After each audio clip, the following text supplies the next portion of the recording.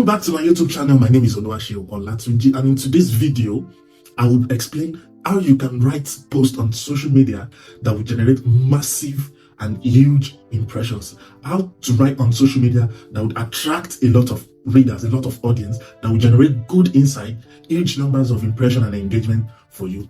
So I have divided it into 7 sub-headings, 7 different ways where how you can write on social media, and then you will get high engagement, you get high impressions. But before I go into that, I hope you know that writing on the social media is different from academic writings, the way you write your thesis, the way you write your essays in schools, the way you write for publication for your professors, and all of that. So if you stick with me to the end of this video, I'll teach you 7 ways by which you can write, 7 methods you can use in writing posts that will generate massive engagement for you on social media. Number 1, be specific. Write to one person rather than as a group of people. I know that you're writing to your audience, which obviously there are more than 2, but you need to write in a singular form. Use the word you or use the word your rather than you all, rather than their, rather than they, rather than you guys. Be specific. When you use the word you, it targets the audience more. It is more personal. It is more specific. People like when you are addressing their personal needs. For example, I want to write on how you can boost your social media engagement. You don't have to say how you guys can improve your social media engagement, because that's not everybody's. I'm after my own issue, but if you write to me to say how you can increase your social media engagement, I'll be like, yes, this is what I'm looking for. So target your audience, write as in you, as in your, not as in you guys. I don't know if you understand what I mean, but be more specific. Use more of you and yours. A vivid example is what I've just mentioned. When you use you, it addresses their concern, it addresses their needs personally.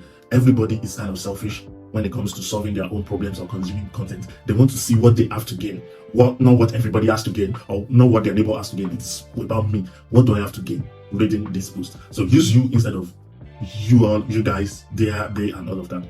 Number 2, keep it simple. There is beauty in simplicity. Writing on social media to address your audience is not a show of how you can use big and ambiguous words. You are not competing with ambiguity with anybody. The moment you start using ambiguous words, words that they need to Google before they understand the meaning, or words that they are having a second guess before they can understand, then you've lost that audience, because the attention on social media is very, very short.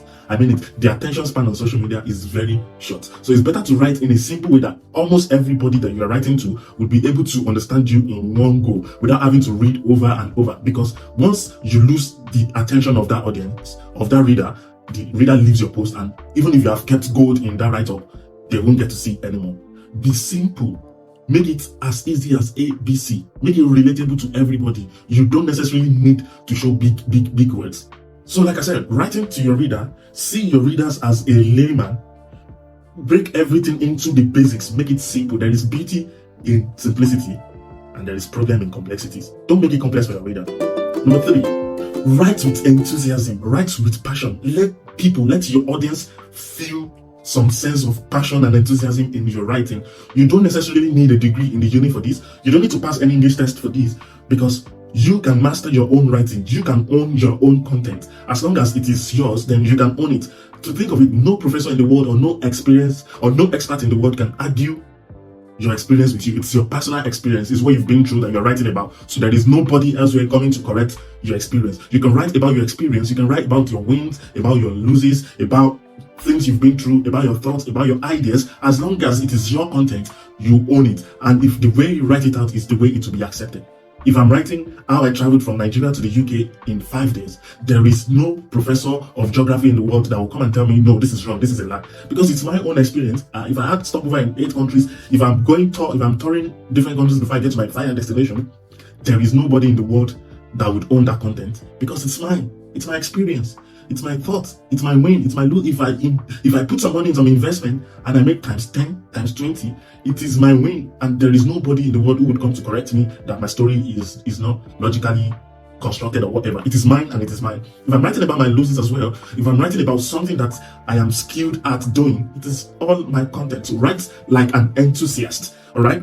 That way, you will be able to connect to your audience, and your audience will see passion, and they will see energy in what you're writing, and they would also understand your tone of writing, such that even when they see a similar content elsewhere, the first thing that comes into their mind is you. Number 4, use white spaces. You might not be taught this in school, but I'll put a post on the screen and you will see what happens write post A and post B. They are the same thing, they mean the same thing, they have the same number of words, but post A is clustered together, as you can see, and post B is well spaced with white spaces. Now, academically, this might not be allowed because in each paragraph you have to convey new ideas in academics, but you're writing on social media, you have to make it highly readable. If possible, increase the readability by times 100. So because the attention on social media is short, the attention span is short. So increase your readability by putting white spaces. When it is clustered together, it is visually displeasing to see. Even if you have hidden gold and jewelries and money and good stuff in that write-up, but when it's visually displeasing, you won't get readers to read it. But when it is visually appealing, when it has a lot of white spaces and they can see clearly and it's just aesthetic to the eye, it's beautiful to the eye to the read, then you've gained attention of the readers. They want to read it through because it is easily readable. So look at it again. Post A and post B, they mean the same thing, the same number of words, but one is clustered together and one is highly readable. You would agree with me that post B is more readable than post A, even when you mean the same thing. So don't forget, use white spaces. Number five, write now and then edit later. Write now and edit later. I know when you want to write, you think it is good to write, read, and edit as you are doing it. No, that's a very, very wrong way to write on social media, because when you write, you're getting some inspirations to write something, and you need a certain amount of momentum to keep it true to write it. The moment you write it, and then you stop halfway to read and to edit and all of that, you lose the momentum. Sometimes you get confused, sometimes you even lose the inspiration. So the best advice is write all you need to write, then come back to it, read and edit later. Think of this as a painter who is painting a house to make it beautiful. If he stops at every square meter he's painting to correct all the blemishes, he's never going to get the job done. He's going to get tired, he's going to lose all his momentum, he's going to lose the finesse that he's using in that painting. So what he does is he paints everything and then he comes back to see the whole picture of what he has painted. Even that way, he's going to see the blemishes better. Then he starts to fix the blemishes, and at the end of the day, you're going to see a beautiful painting that you will nearly find no fault in it. That's right. That's quite similar, very similar to writing as well. Great writers, they write everything and then they come back over to you to read and proofread and edit. No, write one line, read, edit, write second line, read, edit. You will not get anywhere with that. Number 6, use powerful headlines or hooks. This is very, very important. If you get to write a post that has a headline, that is your competitive advantage. That is how you can get advantage over the reader. That is how you can get the reader to read the bottom of the remaining part of your write-up. Once you miss it from your headline, you've lost the attention of the whole of the reader for the rest of the passage. Because if the headline is not addressing my issue, is not invoking my interest, is not stimulating me to read the other part of the messages, then I won't read it. But if you have powerful headlines, for example, how I made 5 million impressions in 5 days. That is very, very powerful. 5 million impressions in 5 days. I am the reader. Reading that, I am interested to see how he was able to do that. The other part to it is, if you don't have a title, use a magnetic hook. The hook that will grab the attention of the reader and sink them down into the essay, into the passage, into the body of the write-up itself. For example, what I mentioned about how I gained 5 million impressions in 5 days. If it's a write-up without a title, then I want to use a hook. I can use a hook like, if I were to be told I would make 5 million impressions in 5 days, I would have doubted it. However, what? I've used that hook to sink them in, and they want to see what happens. Because I could not believe, from that hook, I could not believe it.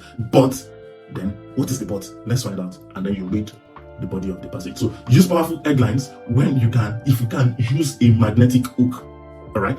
Hook the attention of the reader and then sink them into the body of the write-up, and that way you get people to read your post. And lastly, number 7, because I said it's going to be 7 different 7 subtopics. 7 is, if you need to write long form posts, write it in form of a story. I would say again, for the 1001th time, the attention on social media is very, very short. If you lose it from the beginning, nobody comes back to the post. When you need to write long form posts, avoid stating too many facts. When I begin to see facts, I get tired after some time, because facts only tells, but what actually sells is story. If you need to write long form posts and you need your reader to read all the way to the bottom of your post, write it in the form of a story. Great storylines are aesthetic. Great storylines are usually pleasing to read, and emotionally you are connected to it, and you want to read to the very end. So if you write your long form post in form of a story, then you're going to get the reader's attention all through. And whatever you put in that message, the reader, your audience get to achieve that. Using all of those 7 methods, this is how you can write on social media, and be it emails, be it Facebook, Instagram, Twitter, any social media that you can actually write something on, and you need to convey your thoughts, or you have a product that you're selling, or you need your audience to read it for whatever reason, use these 7 methods where you can. If it's possible to use 6 where you can, use them. If it's possible to use 5, use them. But make sure you're not missing this key ingredient, because this is what will give you high engagement. Because when people read it, that's when they would understand what you're saying, and that's when they can like, that's when they can share, that's when they can repost for you. All right, use these methods, and then you'll see your engagements, you see your impressions, you see your interaction on social media. You even get better responses for your newsletters and for your emails and whatever medium you are writing on. Thank you so much for watching this video. If you've gained or derived at least one thing in this video, please like this video, subscribe to this channel, smash the bell button for me, and don't forget, be good if you can be good. If you can't be, don't get caught. You'll see me in my next video. Bye.